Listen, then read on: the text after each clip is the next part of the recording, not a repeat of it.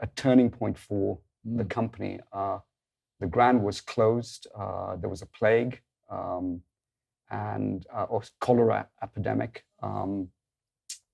and he, by coincidence, found out through a friend that there was a possibility to lease it. He went there immediately and was successful in leasing the hotel, reopening the hotel.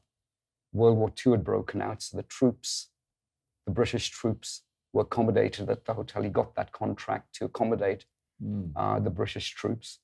I think his objective was to make sure he got the troops to stay in the hotel, and therefore what he offered in terms of his bid was very reasonable, and certainly better than others.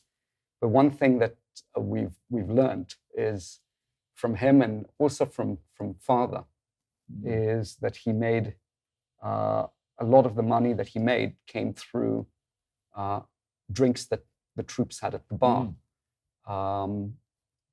And that was a profitable venture and led to the growth of the company. There's one story, and I don't know how true it is. He said that he would fill the bath with soda water. Yeah.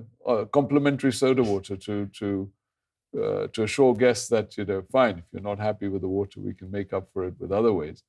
But war intervened, and you're right, this was the opportunity that he embraced. And by winning the bid to host the troops, really that was an opportunity that provided the basis for financial success.